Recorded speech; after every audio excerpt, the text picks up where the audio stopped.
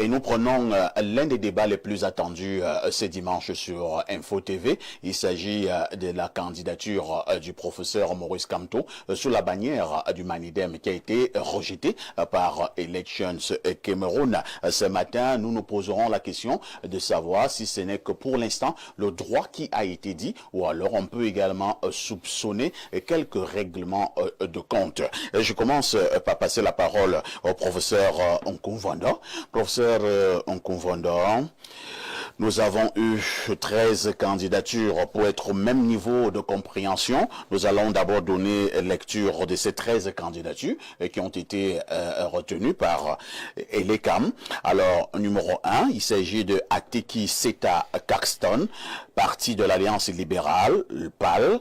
2, Belobouba Maïgari, Union nationale pour la démocratie et le progrès, UNDP.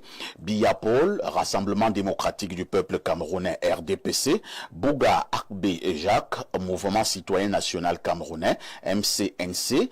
Jipan Hilaire Marker, Mouvement progressiste, MP. Issa Chiroma, Front pour le salut national du Cameroun, FSNC. Iodi Iram Samuel, Front des démocrates camerounais, FDC. Kouemo Pierre, Union des mouvements socialistes, UMS. Libi Lingue Nge Cabral, Parti camerounais pour la réconciliation nationale, PCRN. Matomba Serge Espoir, Peuple uni pour la rénovation sociale, PURS. 11, Mouna Akere Tabeng, Univers. 12, aussi Joshua Nambangi, Social Democratic Front, SDF.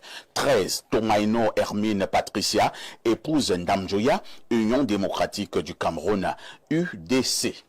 Professeur Nkunvanda, lecture générale de ces 13 candidatures retenues pour l'élection du 12 octobre prochain au Cameroun. En politique, je ne suis pas un commentateur des décisions prises dans le domaine. Je suis un acteur. Et je m'attendais à recevoir d'abord de vous des félicitations pour le parti Univers. Je l'avais déjà fait, hein? Je suis le leader. Je l'avais déjà fait. J'attendais donc que cela soit réitéré, soit redit. Ce n'est pas l'émission de Univers. Nous abordons encore que vous m'appelez sur un plateau pour parler d'un autre candidat qui est encore en course. Il faut bien le dire. Bon, passons.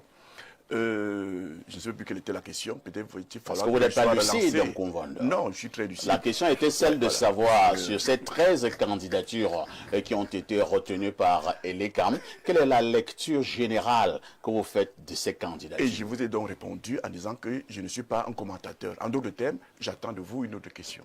Non, quand vous attendez de moi une autre question, je passe d'abord la parole au professeur Ouenangini. Alors, professeur Ouenangini, vous qui êtes politologue, dans un environnement où nous avions pratiquement 82 candidatures, au finish, on retient 13. La lecture du politologue. Oui, merci de me poser la question. Mais je vois que la pression du professeur Nkunvanda fonctionne. Vous commencez à reculer. Je recule avec quoi? Non, c'était une manière de parler. Bien, c'était une liste globalement prévisible.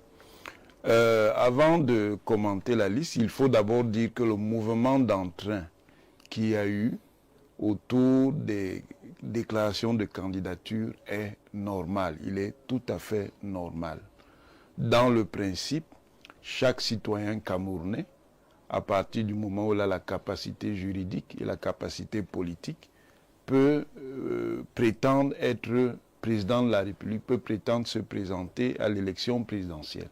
Maintenant, il est évident que les principes et les normes ne suffisent pas, qu'il faut un certain background social pour pouvoir figurer de manière crédible dans une telle compétition. Le rôle d'Elections Cameroun en tant qu'institution de supervision et de régulation du jeu électoral, c'est d'écrémer.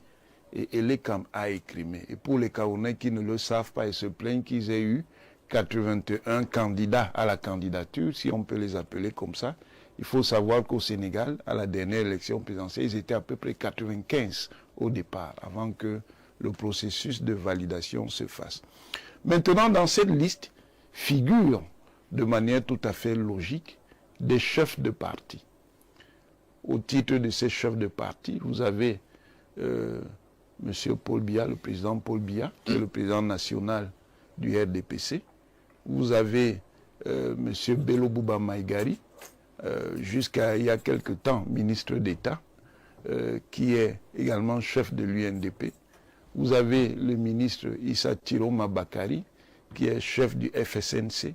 Vous avez Mme Tomaïnon Damdjoya, qui est chef de l'UDC. Vous avez M. Cabral Libi Lingenge, qui est chef du PCRN, même si il y a une contestation de la part de M. Robert Kona. Vous voyez donc que beaucoup de ces candidatures, ce sont des candidatures d'opérateurs. Vous avez M. Kwemo, merci. L'honorable Kwemo. Oui, qui est au Serge Espoir Matomba. Joshua aussi. On peut multiplier ça. C'est d'abord eux qui dominent. C'est la conséquence logique du type de système politique dans lequel on se trouve, qui est un système pluraliste à vocation démocratique avec une orientation représentative. Et dans la démocratie représentative, la représentation politique est fondamentale. Et cela se traduit donc dans le code électoral. Maintenant, vous allez voir aussi des candidats qui ne sont pas chefs de parti, mais qui dans leur parti ont bénéficié de la confiance du chef. C'est le cas par exemple du candidat du PAL, que Sa Majesté Bédigui a présenté dans une logique politique où il pense qu'il faut pouvoir renouveler le leadership politique. Ce n'est que de manière récessive que vous avez des candidats qui ne sont pas membres d'un parti et ont été investis par un parti. Ce qui veut dire quoi? Ce qui veut dire que cette logique d'investiture de parti Yango est une investiture risquée. Et je dirais que même dans le choix des partis Yango, il faut bien choisir le Yango dans lequel on entre. Parce qu'il y a des Yango qui sont particulièrement risqués, parce qu'ils ont une histoire, et une histoire qui est marquée par des conflits internes et des conflits de leadership. Dans ce cadre donc, vous avez vu que des formations politiques qui ont une marque, ne serait-ce qu'au plan historique, mais même aussi une marque pratique, ont été éliminées. À l'exemple de l'UPC, parce que l'UPC a présenté de différentes manières 3 candidatures. Vous avez le Manidem qui a été éliminé, parce qu'il a présenté 2 candidatures, dont une candidature de quelqu'un qui, avant ce processus, n'avait jamais été dans le Manidem. La leçon pratique à en tirer, c'est qu'il vaut mieux être investi par sa propre formation politique. C'est plus risqué, même si c'est prévu par la loi, d'aller se faire investir. Et d'ailleurs, se font investir facilement, avec des chances de passer, des gens qui, eux, ne sont pas reliés à un parti politique. Maître Akeremouna s'est présenté en 2018, avant de se retirer, même si le Conseil constitutionnel avait considéré qu'il s'était retiré trop tard, avec l'AFP. Cette fois, il a choisi comme parti Yango, le parti Univers. C'est d'ailleurs dans votre émission que le terme parti Yango est né, quand je me suis un peu moqué de mon collègue Nkonvondo, qui disait qu'il allait investir Maître Mouna. M. Boura, par exemple, qui est candidat du FCNC, n'appartenait pas, à ma connaissance, il n'appartenait pas à cette formation politique. Voilà, globalement, pour simplifier les choses qu'on peut dire sur cette liste. Merci. Nous allons demander à notre réalisation de nous faciliter la tâche en entrant en contact avec ces 3 autres panélistes au téléphone, à savoir le professeur Abayono, le professeur Messanga Nyamding, mais également Madame Calixte Beyala. Cela étant dit, nous prenons d'abord ces nombreuses contributions des téléspectateurs. Le maestro de la communication camerounaise, je suis un de vos fans à Yaoundé. Alors, nos priorité au téléphone. Calixte Beyala est au téléphone. Calixte Beyala, bonjour. Bonjour, parfait ici. Bonjour tout le monde et tous ces hommes que j'adore, que j'admire pour leur grande intelligence et leur grande sagesse. Calixte Beyala est écrivaine d'envergure internationale, actrice de la société civile. Calixte Beyala, quelle est la lecture que vous faites du rejet de la candidature du président Maurice Kamto? Eh bien, dis donc, parfois, ici, on entre dans le vif du sujet. Mais d'abord, permettez-moi d'être assez heureuse pour le candidat que j'ai soutenu dès le départ, qui est Akerimuna, que j'aime beaucoup, que j'ai vu à Paris, qui a eu un franc succès par ici au niveau des gens qu'il a rencontrés. Bon, ça, c'est une chose, mais c'est vrai. Chers frères, je suis très déçu. Je suis à la fois très déçu et très inquiet. Il ne s'agit pas d'aimer l'homme, il ne s'agit pas d'aimer un parti. Il s'agit tout simplement de se dire que pendant 7 ans, s'il est un homme qui a animé, qui a fait vivre l'opposition, c'est bien Maurice Kamto. Ne pas le retrouver comme candidat aux élections présidentielles de 2025 est un échec démocratique. Vous pourriez m'expliquer tout ce que vous voulez, qu'il y a des principes, il y a ceci, il y a cela. Je me suis beaucoup interrogé là-dessus. S'agit-il d'une tricherie politique, d'une fourberie démocratique, d'un piège républicain, d'une duplicité, d'une ruse, d'une fausseté ou d'embuscade tout simplement? Je vais dire que c'est pas possible que le seul parti que lui va choisir, il y ait des problèmes et que ceux qui ont été moins acteurs, qu'on ne connaît même pas, aient pu tous passer. Est-ce qu'on lui a tendu un piège? Vous savez, je suis très inquiète parce que j'aime mon pays, le Cameroun. J'aimerais que toutes les formes d'idées, d'expression, de personnes, de diversité puissent s'exprimer, surtout lors des élections présidentielles qui n'ont lieu qu'une fois tous les 7 ans, Je pense que même le Conseil constitutionnel ferait mieux de laisser passer cet homme pour qu'on voit de quoi il est capable. On ne peut pas nier à Kamto une assise politique. On ne peut pas lui nier une valeur intrinsèque politiquement. Maintenant, vous parlez de gens en ceci. Est-ce que dans ce pays que vous connaissez tous, cher parfait, avec ses creux, avec ses faussetés, ses ruses, est-ce qu'il n'a pas été piégé? Est-ce qu'on pourrait nous sortir la liste des gens qui dirigeaient ce Manidem depuis 2020? Qui faisait ça? Parce que tout commence par là. Il est trop facile au milieu de nous dire, bien sûr, non, ce n'est pas la personne qui aurait dû l'investir, qui l'a investi. Mais à la limite, on aurait pu dire que là ne se pose pas le problème. Le problème aurait dû se poser en amont, pas en aval. Donc, j'ai comme l'impression que tout a été fait pour qu'ils ne soient pas candidats. Et pour mes enfants, chers parfaits, je n'aimerais pas avoir une république qui ne fonctionne pas. Parce que l'impression que j'ai, c'est que la démocratie ne fonctionne pas. Nous sommes tombés bien bas. Mais j'aimerais quand même qu'avant notre mort, on puisse laisser le Cameroun sur les rails de ce qu'on pourrait appeler de l'équilibre, de l'équité, de l'égalité et un souffle de démocratie, parce que là, bon, on peut se vanter de tout ce qu'on veut. On n'est pas dans un pays démocratique. Quand il y a la même personne qui dit le pays depuis 43 ans, ne nous faisons pas trop d'illusions. Ne nous jetons pas du sable dans les yeux. Nous ne sommes pas des enfants. Nous n'avons pas besoin d'un chanteur qui va auprès de nous des mots doux qui nous permettraient de dormir. Nous sommes des hommes et des femmes matures. Nous savons quelque chose de dysfonctionnant dans tout ce qui se passe. Que nous savons déjà peut-être, quand j'entends certains échos, qu'au soir de la victoire, un certain nom sera prononcé. Quand est-ce que nous allons rompre de malédiction, rompre cette chaîne qui traîne le Cameroun vers le fond, rompre cette chaîne qui nous engule. Nous en sommes tous responsables.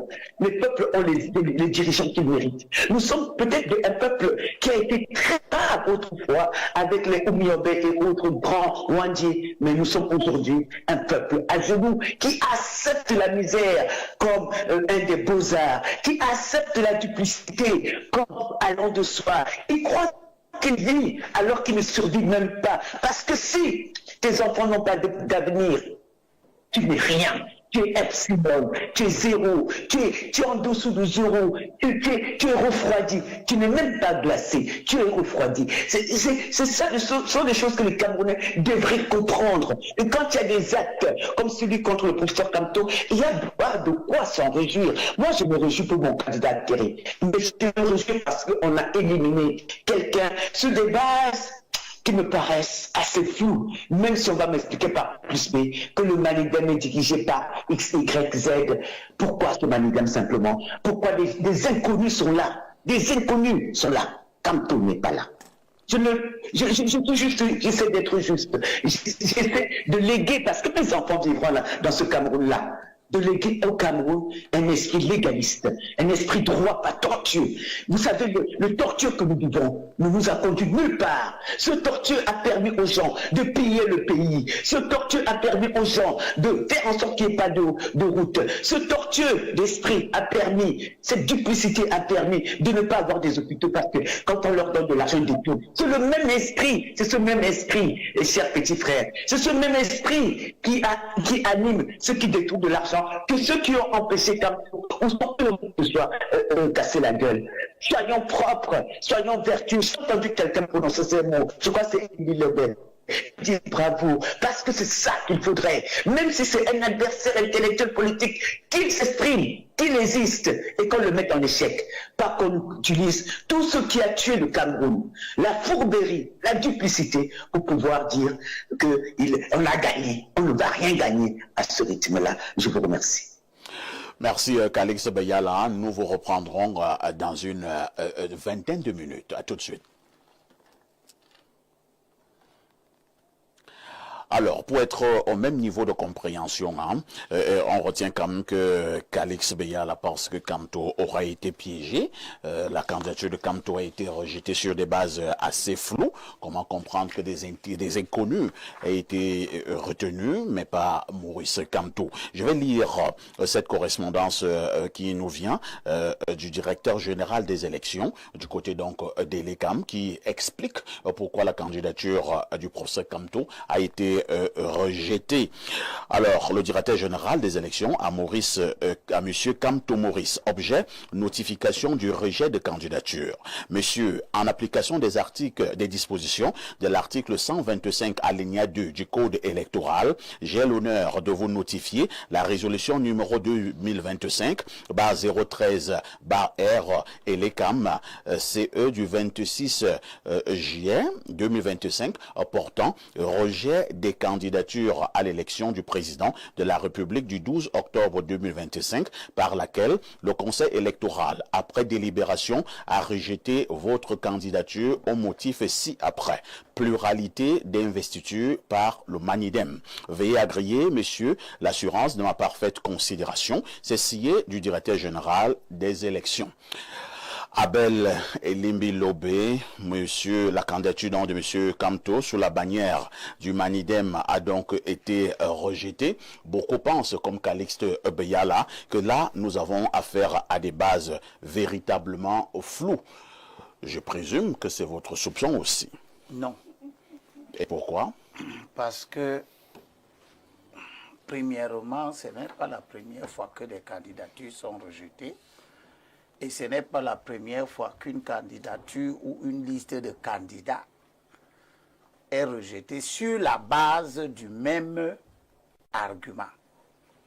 Nous devons savoir que l'UPC n'a pas pu faire des élections, participer aux élections de 2020, les élections législatives, parce que dans chaque circonscription où il y avait une liste de l'UPC, il y avait une deuxième liste, investie par le même parti, au nom des querelles internes qui ne sont pas soldées.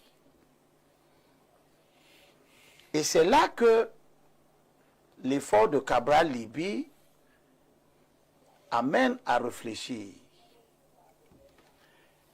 Il s'est battu longtemps avant l'élection pour que la discipline soit établie par la justice à l'intérieur du PCRN, qui aurait pu vivre exactement la même situation.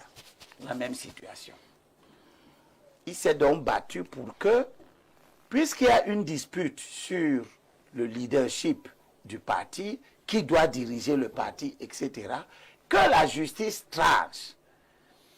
Ce qui n'est pas le ressort du Conseil constitutionnel. Il faut que les gens le sachent. Tous ceux qui veulent amener au Conseil constitutionnel le règlement des litiges à l'intérieur des partis, qu'ils sachent qu'ils mordront la poussière. Le Conseil va dire qu'il est irrecevable. Il est incompétent à le faire. Incompétent. irrecevable. La loi sur les partis politiques est claire sur la question. Ce sont les juridictions ordinaires, les tribunaux d'instance qui sont compétents pour traiter ça. Les partis politiques sont des associations privées. S'il y a une dispute dans la direction d'une association privée, vous allez au tribunal, le tribunal examine la procédure d'érection des dirigeants qui se disputent, comment ils sont arrivés là, est-ce que c'est conforme au statut des partis, etc. Si vous ne soldez pas ces problèmes-là avant, eh bien, vous courez le risque d'arriver à là. Deuxième chose que je veux dire, c'est que M. Maurice Kamto ne fait l'objet d'aucune persécution. Aucune. Aucune.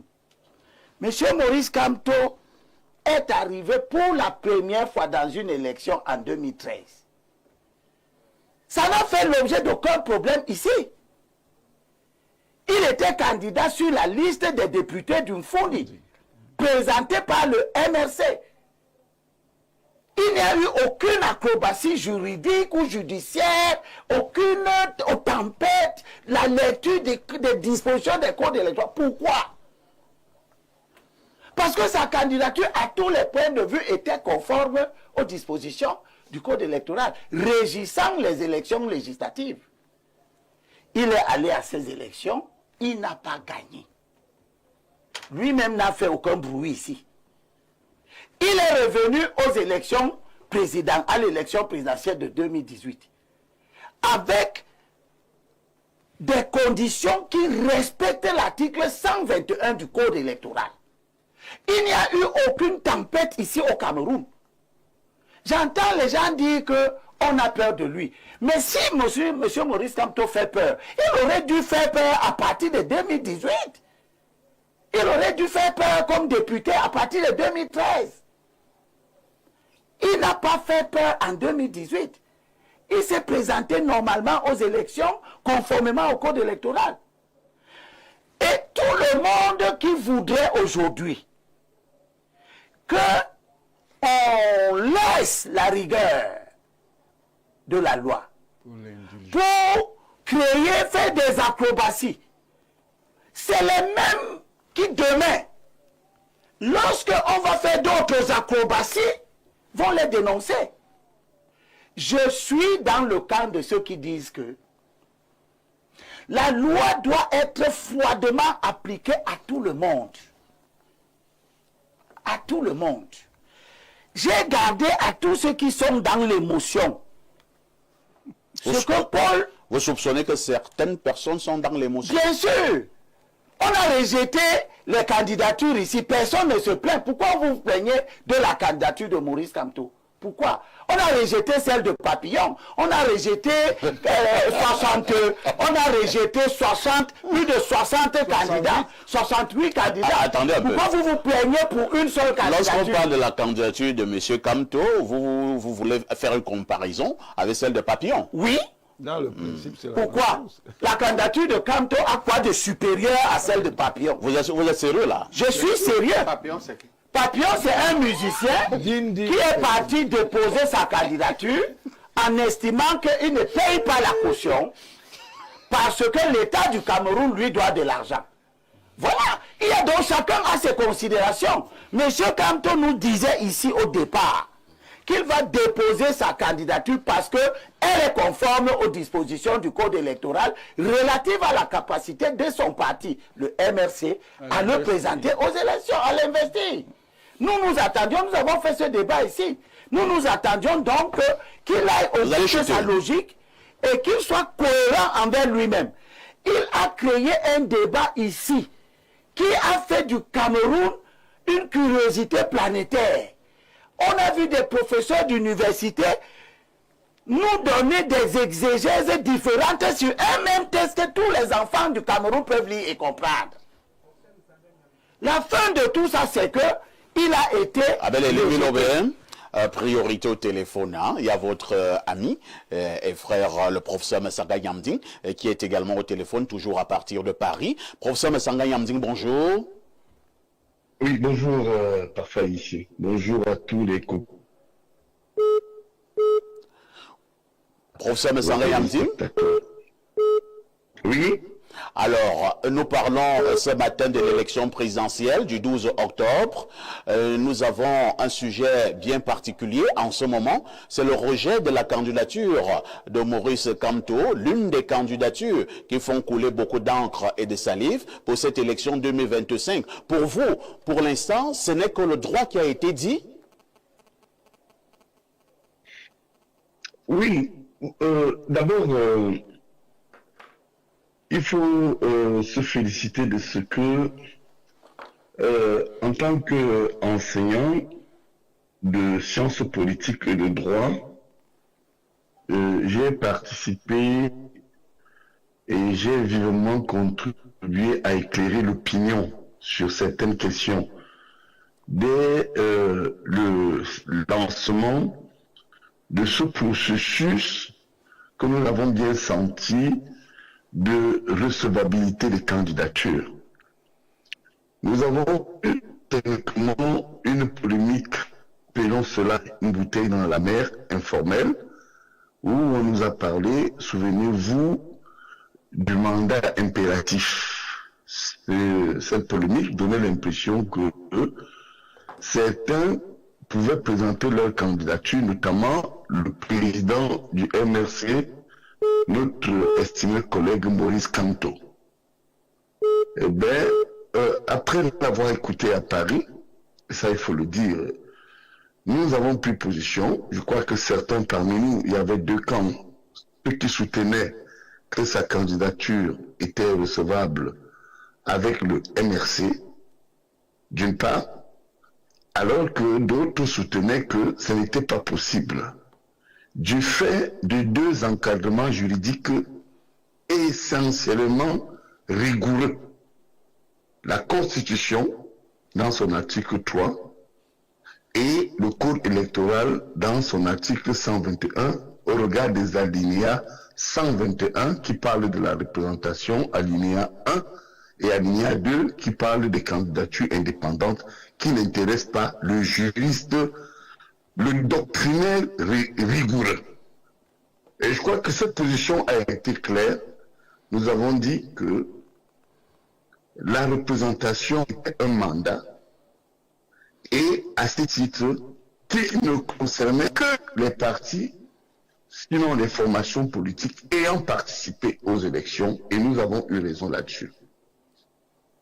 Et lorsque il y a eu quelques élucubrations juridiques, ou alors de la provocation juridique, c'est que nous avons qualifié avec de casuistique juridique, c'est-à-dire l'approximation, l'imagination, la taxation, l'indexation, je dirais même la légèreté juridique, où certains ont évoqué deux instruments qui pouvaient entrer en jeu, notamment un, la signature du candidat Kamto auprès d'une autorité, on a vu qui préfectorale, qui gouvernorat. Deux, la démission au sein des partis. Nous sommes encore intervenus pour dire non, non, non et non. Cela ne correspond pas au principe de la légalité qui encadre la recevabilité. Là aussi, beaucoup de juristes, je les remercie, de nombreux collègues au Cameroun et ici, m'ont appelé et m'ont dit, professeur, votre éclairage a été magistral et nous sommes d'accord avec vous. C'est bien dommage que certains juristes et hommes politiques aient voulu instrumentaliser ces deux éléments qui n'avaient rien à voir avec les deux instruments juridiques essentiels que sont un, la Constitution et la loi électorale que l'on appelle vulgairement le Code électoral. Ceci étant, un élément nouveau est entré en jeu, qui est ce que nous appelons, et ça il faut le dire, en fait, on ne sait pas, je crois que nous en discutons, s'il s'agit d'une jurisprudence dans le style cadre du droit ou d'une jurisprudence politique. Mais avec précision, je pense qu'il s'agit d'une jurisprudence politico-administrative. Pourquoi? Parce que lorsque vous lisez avec rigueur et pertinence l'article 121 du code électoral, nous convenons tous, avec mes excellents collègues qui sont sur le plateau, que je salue d'ailleurs, notamment les juristes, le professeur Mathias Eric Onangini et le professeur, mon éminent collègue Nkumvondo, qui a d'ailleurs voulu m'investir dans son parti bien avant Akere Mouna. Mais j'ai dit non, c'était une parenthèse pour des raisons de convenance. Oui, bien sûr, il a voulu que je sois le candidat au départ de ce parti. Mais et pourquoi avez-vous refusé, professeur? Parce que je suis biaïste. Et j'ai estimé, je l'ai dit à mon frère, amicalement, que je ne pouvais pas, je voulais un peu mettre en avant l'éthique et la vertu en politique. Je ne peux pas avoir soutenu une personnalité comme M. Biya. Professeur? Et venir dire, oui. On vous a vu soutenir le professeur Kamto et vous dites également que vous êtes biaïste. Est-ce que vous êtes toujours cohérent? Mais c'est la bêtise des Camerounais qui n'ont pas de culture scientifique.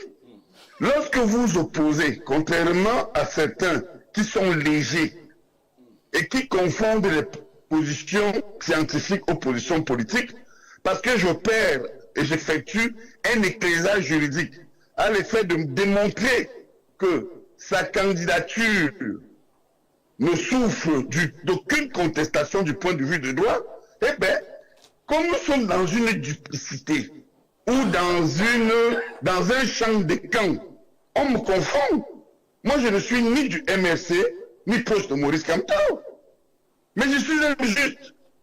C'est pourquoi, au regard de votre question, et je vais chuter là-dessus, je dois répondre parce que les experts nous écoutent. La décision de rejeter la candidature du ministre Kamto ne relève pas d'une position de droit. Ça relève d'une position politico-administrative à partir d'une jurisprudence qui ne se trouve ni dans la Constitution, ni dans le code électoral qui voudrait que lorsqu'il y a duplicité de candidatures ou multiplicité de candidatures, on rejette toutes les candidatures. Je crois que je parle pour que les juristes et les experts répondent. Alors d'où vient que, à partir de cette position scientifique rigoureuse, écoutez, je voudrais quand même vous rappeler que je suis professeur de droit et de sciences politiques. En droit, je suis gradué de l'Université de Paris, un Panthéon-Sorbonne. Mes collègues sont sur le plateau. En sciences politiques, je suis gradué de Sciences INALCO de Paris. Je pense qu'on doit, au-delà de nos choix politiques et de la camtophobie qui règne à un moment donné, savoir dire la vérité juridique. Comment pouvez-vous penser que moi, Messanga Nyamding, je sois avec Kamto? Parce que je vous dis que la posture telle qu'elle avait été affichée par un ministre de la République, et d'un autre ministre de la République, avocat, relevait d'une légèreté qui ne correspondait pas aux prescriptions du droit. D'ailleurs, je voudrais vous rappeler quelque chose parfois ici, du point de vue technique. Remarquez que depuis qu'on a lancé cette élection, je suis resté avec une pause analytique et académique. En ce sens, je voudrais vous dire que on ne pouvait pas rejeter sa candidature du fait de la loi relative aux partis politiques, et de deux, du fait d'un prétexte qui faisait croire que sa signature a été légalisée par officier de police assermenté. Bien maintenant, on nous dit que sa candidature, et je l'ai dit dans mon texte, a essentiellement été rejetée du fait de la multiplicité politique. Pour terminer. Oui, on va chuter, professeur. Il y a on va chuter. Une position, je dis, oui, je chute, une posture que je qualifie de politico-administrative. Ça veut dire quoi? Elecam est un organe indépendant qui, malheureusement, la loi est juste, la loi, c'est notre loi, obéit à des transmissions qui relèvent de l'administration. Je ne condamne pas ça. C'est la loi. Et Limbi l'a dit, quelques-uns l'ont dit. Alors que maintenant, si M. Anissé Ekane, et je vous garantis que, en tant que Sawa, permettez-moi d'enlever la toge et de chuter avec un revirement anthropologique et régional. Anissé m'a dit, écoute, Pascal, nous les Sawa, tu es un chef chez nous. Nous sommes lésés. Je suis en train de vouloir mettre en place une alliance à l'effet de négocier avec l'Ouest et les Sawa à l'effet qu'ils nous cèdent certains postes à un moment donné aux législatives et aux municipales. Donc il faut comprendre que la stratégie d'Anissé Kane correspond, même au frère Elimbi Lobel va dire qu'il n'est pas d'accord, à la position de certains élus Sawa que je suis, qui pensent que il nous faut négocier à terme pour qu'on nous cède à un moment donné des postes aux législatives et aux municipales. Merci, professeur. Je reste bien fondé. Oui, je vous en prie, parfait. Oui, vraiment quelques secondes, chutons, professeur Messanga. Très bien. La candidature rejetée n'est pas en contradiction avec ce que j'ai dit du point de vue du droit, mais à partir d'une position politico-administrative qui voudrait que ce soit le MINAT qui dise à Eleka qui représente tel ou tel parti. Vous voyez quand même que c'est une entorse et c'est un problème pour notre démocratie. Merci, professeur, d'avoir été là. On vous prendra encore avant la fin de ce programme, professeur. Et là, nous passons... C'est Limbi Lobe qui avait la parole. Hein. Et Limbi, vous allez faire un effort de chuter tout en martelant que pour le professeur Messanga Nyamding, ce n'est pas une affaire de droit. Hein. Lorsque nous parlons du rejet de la candidature de M. Kamto, il dit que c'est une affaire politico-administrative. Il insiste d'ailleurs sur ce qu'il appelle la kamtophobie au Cameroun.